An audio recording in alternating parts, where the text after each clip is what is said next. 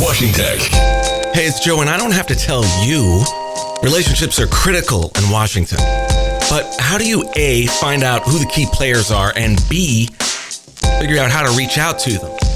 Well, I want to tell you about Leadership Connect. It's been an absolute lifesaver for us as we expand our operations and outreach here at WashingTECH. Leadership Connect, it's the digital service used by top federal contractors and government affairs leaders to contact decision makers and develop those strategic relationships. Visit leadershipconnect.io and join the community. I love it, and I'm 100% sure you will too. That's leadershipconnect.io. Try it now.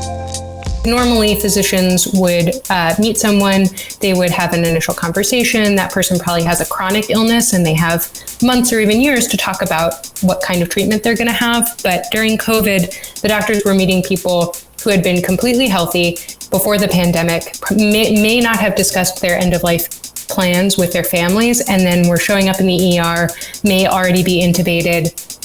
And so the doctors are racing to try and work with families to figure out who these patients are as people and like what gave them joy in life, what kind of care would be appropriate for them. Welcome to the WashingTECH Tech Policy Podcast. From Washington, D.C. with Joe Miller. Joe Miller. John Lewis. Wow.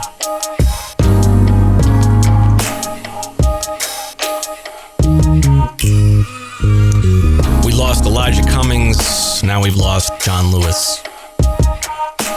It's our turn, folks. Civil rights movement seemed so far removed when we were growing up, didn't it?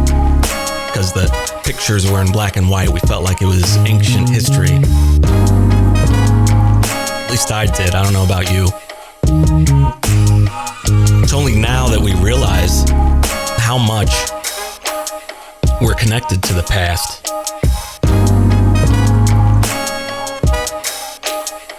And if you think about it, we only want to connect to previous generations when it makes us feel good, right? We want to hide the other stuff. E.B. White once wrote about a lake he'd visited often as a boy, and then much later with his son, and talked about how the lake was the same as it was. The grasshoppers, the boat, the trees, the wind, all the same many years later. Walt Whitman in Crossing Brooklyn Ferry from Leaves of Grass spoke to us. As he looked across the shore, watched the boats going by and imagined how we too could look out and marvel. And he talked about it giving a sense of connectedness between his generation and our own.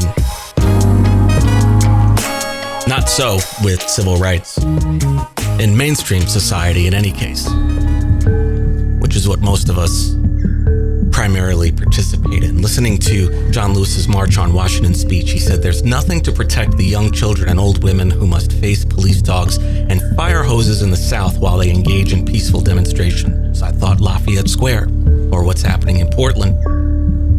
Quote, "The voting section of this bill, referring to the Civil Rights Bill, will not help the thousands of black people who want to vote. We still see voter suppression, still see the Trump administration slowing down mail delivery, allegedly. Cutting the post office budget so people can't receive mail-in ballots." He said, "We need a bill," not Trump, obviously, John Lewis, "that will ensure the equality of a maid who earns $5 a week in a home of a family whose total income is $100,000 a year." Same thing happening today. Maybe it's not $5, maybe it's $100, but it's the same thing. We can imagine being connected with Walt Whitman, but not with essential workers. Not with black and white photographs. I can just imagine folks sitting on watching Brooklyn Ferry right now, walking their dog, getting a latte, working from home, because there's a conformity that's required in a meritocracy. It's not created. This meritocracy's created such stark inequality. Broadband access, for example. 9 million kids don't have it. So what's going to happen? Are they going to lose everything they learn? Richer kids are getting 2 or 3 grade levels ahead because their parents have so much more time on their hands. But we don't think about equality in the same way we think about rivers and lakes.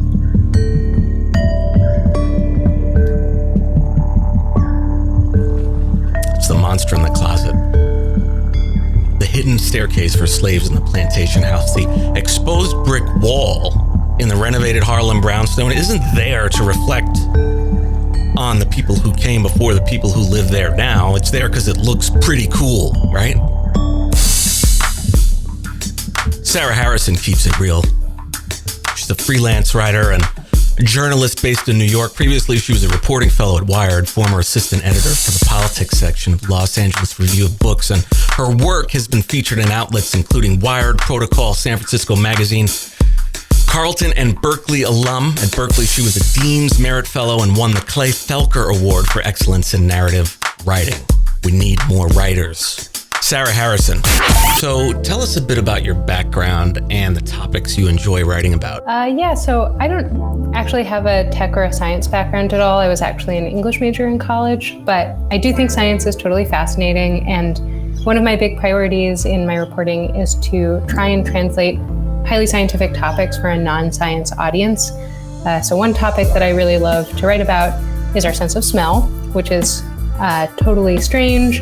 It's actually pretty poorly understood and hard to replicate in technologies like robots. And it's highly technical. There are lots of complicated molecular reactions going on, but it's also very relatable because most people have a sense of smell and they can experiment on some of the concepts in themselves. So it feels more immediate than just something happening in a lab.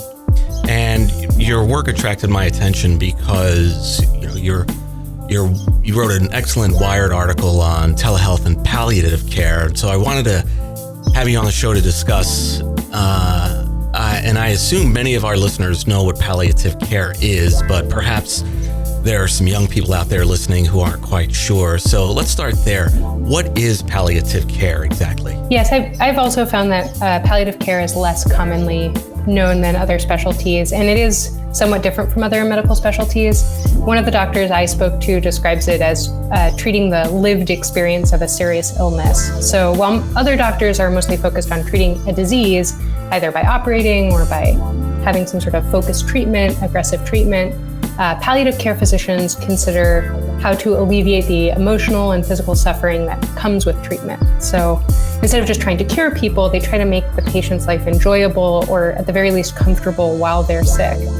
And palliative care is also very collaborative, and the teams can consist of therapists and doctors and nurses, but also chaplains who will all work together and with the patient to figure out what kind of treatment is acceptable for them. So are they okay with a feeding tube or a breathing tube? Or what about life support? They'll have conversations about what they want their quality of life to be and at what point they're going to have a life they don't want to live anymore, and when they're ready to start dying, essentially. So that can look very different for different kinds of patients. Some people need a medical intervention, and other people need more spiritual support as they come to terms with their own mortality. And your article looks specifically at palliative care in New York City. How did the COVID-19 outbreak affect providers there? It affected them quite a lot. During the pandemic in New York, at the height of the pandemic, so end of March, beginning of April, palliative care physicians at multiple hospitals were overwhelmed with requests for consults. I know that at one hospital, they had a 7-fold increase in requests. At Mount Sinai, they actually set up a 24-hour call line so that doctors in the emergency room and in the ICU could call the line and get connected with a specialist. And both these hospitals had to enlist doctors from across the country to meet their demand. And it was also a unique kind of palliative care, because normally physicians would meet someone, they would have an initial conversation. That person probably has a chronic illness and they have months or even years to talk about what kind of treatment they're going to have. But during COVID, the doctors were meeting people who had been completely healthy before the pandemic, may not have discussed their end-of-life plans with their families, and then were showing up in the ER, may already be intubated. And so the doctors are racing to try and work with families to figure out who these patients are as people and what gave them joy in life, what kind of care would be appropriate for them. I'm joined by Sara Harrison, a New York freelance journalist whose recent article in Wired about palliative care and telehealth garnered a lot of attention here in the States. We'll take a break here, but when we come back, we'll take a look at how technology and telehealth can address some of the challenges we're seeing here, as it seems sky's the limit, I suppose, for new COVID-19 cases. Stay with us.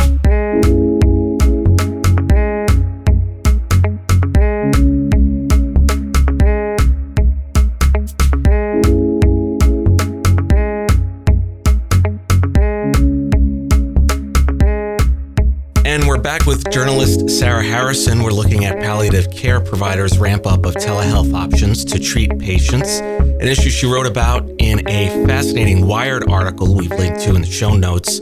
How prepared was the medical community to respond with remote-based palliative care alternatives? Well, remote palliative care wasn't new.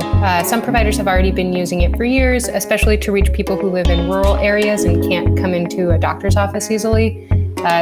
These are patients who typically are extremely weak, so getting into a car, driving for several hours possibly, and then getting into the doctor's office can be a big ordeal. So they had already started using telemedicine as a strategy for handling that. But like almost every other telemedicine specialty, the pandemic just really exploded and sped up adoption rates. So one provider I spoke to that treats patients in Kentucky and Indiana, for example, had piloted a telehealth option. They were really intrigued, but now that the pandemic is here, they are treating all of their patients in this way. And it's also sped up adoption amongst doctors who may not have ever tried it before, and then they do try it and they're very excited about the possibilities.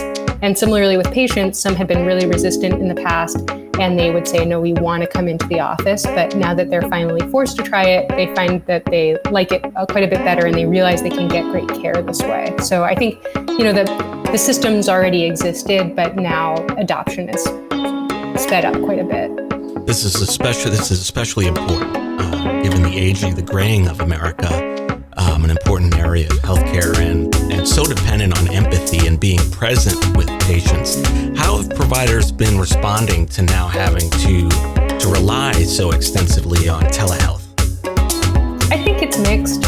Overall, the providers are very positive, especially when it comes to having empathic conversations with their patients. They say they can have great conversations, that they're faster and more efficient because it's much easier to just say, okay, we're done, and hang up on a Zoom call than to politely extricate yourself when you've come to visit someone in their home. They also don't have to worry about driving. Driving between patients in rural areas can take a lot of time. So this allows them to do things much faster.